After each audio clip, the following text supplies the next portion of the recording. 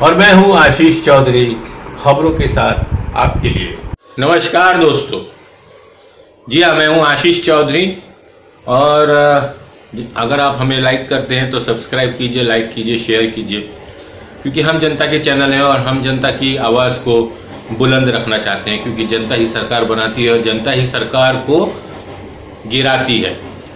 तो आज हम पहुंचे एनआरआई पुलिस स्टेशन। जी हाँ, कुछ ग्रामीण लोगों की जो उल्वे के आसपास के एरिया और उल्वे में रहते हैं, जिनका कि बेसिक हक है। जी हाँ, और हालांकि उन्होंने सिडको को कुछ ज़मीनें बेच दी हैं, that is a different thing, but हम पहुंचे और वहाँ हमने देखा कि पूरी टीम को लेकर पहुंचे थे रवींद्र विश्वनाथ पाटील जी। आता एनआरआई पोलीस स्टेशनमध्ये ताई, आपलं जे शाळा बंद झाले आहेत आणि सिडको बरोबर आपलं काय प्रॉब्लेम्स आहेत ते जरा थोडक्यात सांगा मॅडम।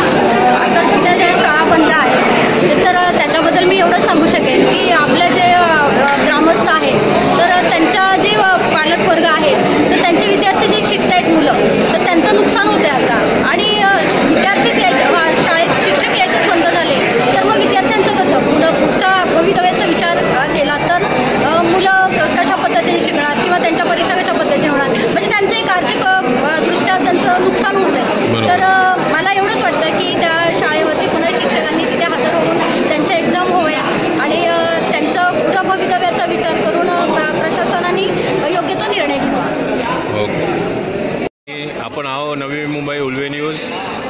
रवी विश्वनाथ पाटील सर आपल्याबरोबर आहेत आणि दुसरे पण लोक आहेत, ग्रामस्थ लोक। आता हे अंगणवाडी ह्याच्यामध्ये जे साहित्य काढलेलं गेलं आहे आणि शाळामध्ये शिक्षक नाही आहे, तर आपल्या लोकांची काय मनस्थिती आहे आता?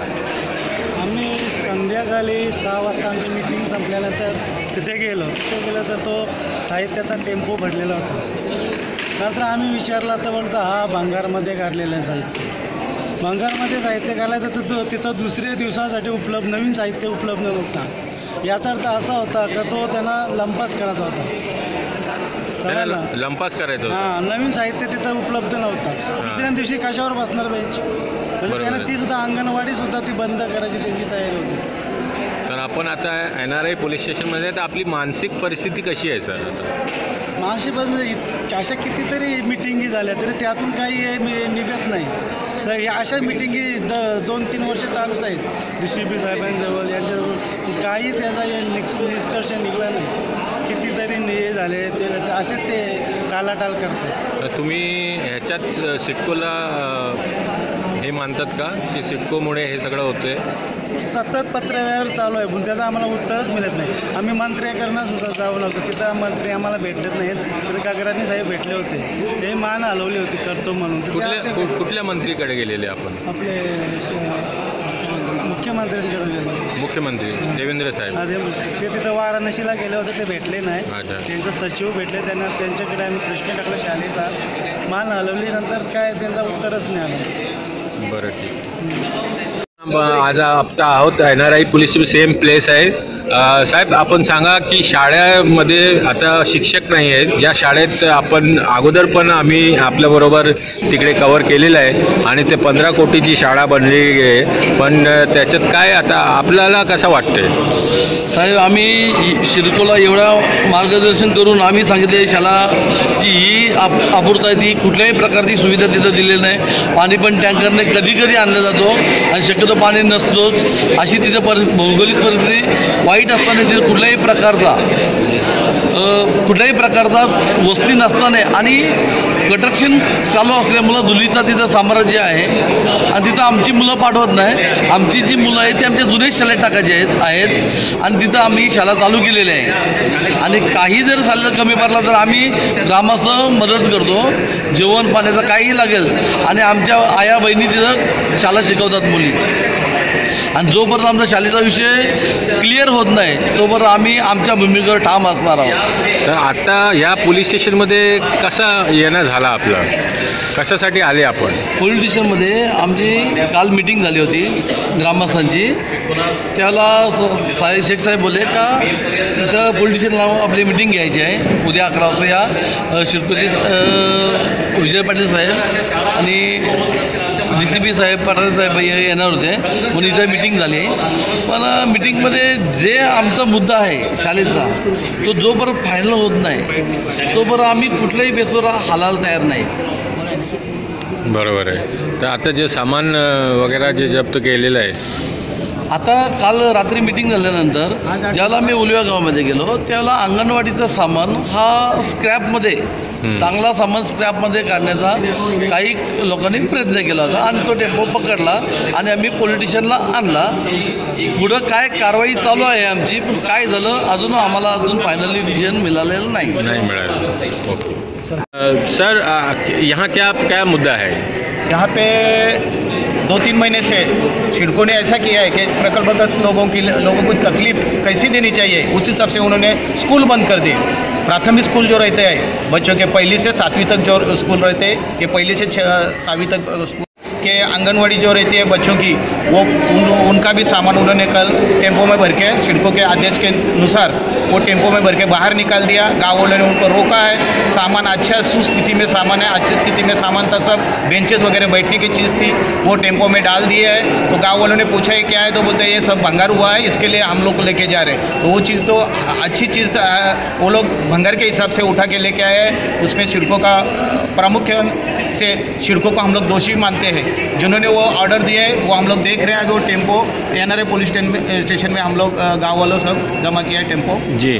तो वो टेम्पो और जो लोग थे टेम्पो को जो भर रहे थे, तो वो लोग की आइडेंटिटी हुई है कि वो लोग कौन थे? वो सिडको के थे या कोई और आपराधिक तत्व थे? वो कम NRA पुलिस स्टेशन के वो जो आप बोल रहे हैं कि आइडेंटिफिकेशन हुआ है क्या, तो उस हिसाब से उनका NRA पुलिस स्टेशन में उनको सबको टेम्पो और ड्राइवर और जो भी मजदूर लोग थे या कोई थे गाँव वाले उनको इधर लेके आया है. और वो अभी सिडको और NRA पुलिस स्टेशन उनसे अभी बातचीत चालू है और उनके ऊपर केस कैसा कर रहे हैं वो अभी गाँव वालों को कुछ मालूम नहीं है, वो कुछ बता नहीं रहे. H43 AD 9539 हा नंबरचा टेम्पो जप्त केलेला आहे पोलिसांनी. पण आतापर्यंत मालकाचा आत्ता पत्ता नाही आहे. बरोबर आहे? बरोबर आहे. आणि पोलिसांनी याची खात्री घ्यायला पाहिजे की जेव्हा टेम्पो हा बघा शाळेत अख्खं सामान आहे, हे ग्रामस्थ इथे उभं आहेत, इथे बघा.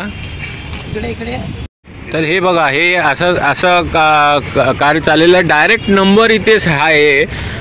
पोलिसांनी डायरेक्ट कारवाई केली पाहिजे. आणि हे एवढे साक्षीदार आहेत, अख्खे ग्रामस्थ लोक साक्षीदार आहेत आणि आपण बघितले लोकांनी काय काय प्रतिक्रिया दिली आहे. तर आता प्रश्न आहे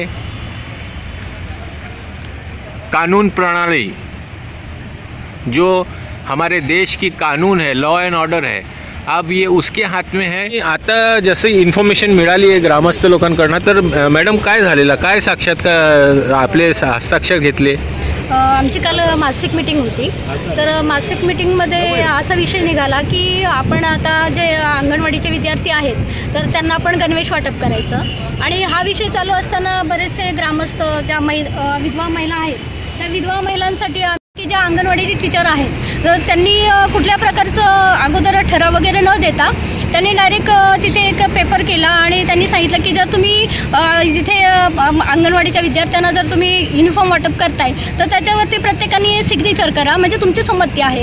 आणि पहिल्यांदा माझ्याकडे केल्यानंतर जर कारण विद्यार्थी आपलेच आहेत तर त्याच्यामुळे मी पहिल्यांदाच त्याच्यावर सही केली आणि तो कागद त्यांनी जस्ट उचलून आतमध्ये नेला. त्याच्यानंतर मग सरपंचांनी केली. ॲक्च्युली मी गावकऱ्यांच्या विरोधात नाही आहे आणि मला कुठलाही निर्णय घेताना मी विरोधात कुठल्या प्रकारे नाही, कारण मी पण त्या गावाची एक सदस्य आहे. आपलं नाव काय मॅडम?